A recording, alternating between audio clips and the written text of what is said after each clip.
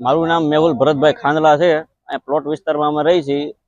લગભગ અમે આ રોજે આ પાણીમાં ખાડો આ પડી ગયેલો છે જોઈ છીએ। આ ઢાંકણું નથી આમાં। અને આજે બપોરે કામેથી આવતા હતા એ વખતે એમાં પાણી ભરેલું હતું ને એમાં ગાડીનું આગલું ટાયર વયું ગયું અને પગ ફ્રેક્ચર થઈ ગયેલો છે। અત્યારે એને બોટાદ દવાખાને લઈ ગયેલા છે અને અમારી તંત્ર પાસે એક જ માંગ છે કે આ જલ્દીથી જલ્દી આવડું આ ખાડાનું નિવારણ લાવે।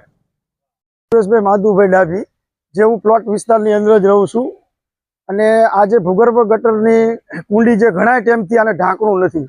વારંવાર લેખિત મૌખિક રજૂઆત કરવા છતાં પણ કોઈ પણ તંત્ર ક્યારે આ સાંભળતું નથી। લોકોએ અરજી કરી છે, અમે મૌખિક રજૂઆત, લેખિત રજૂઆત, દરેક રજૂઆત કરવામાં આવેલી છે અને ક્યારે કોઈ આ સાંભળતું નથી। અને અમારા કોર્પોરેટરો પણ આ વિસ્તારના અહીંથી દિવસમાં 3 વાર ચાલે છે, એમને પણ આ સમસ્યા દેખાતી નથી। ધંધુકા નગરપાલિકામાં તો એમને તો દેખાતી જ નથી, પણ અમારા કોર્પોરેટરોને નથી દેખાતી।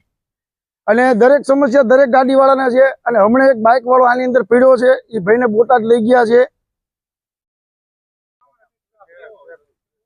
આની વહેલી તકે જેમ બને એમ ઝડપી કામ થાય, આનું ઢાંકણું નાખે અને પાણી કાયમ માટેની સમસ્યા હલ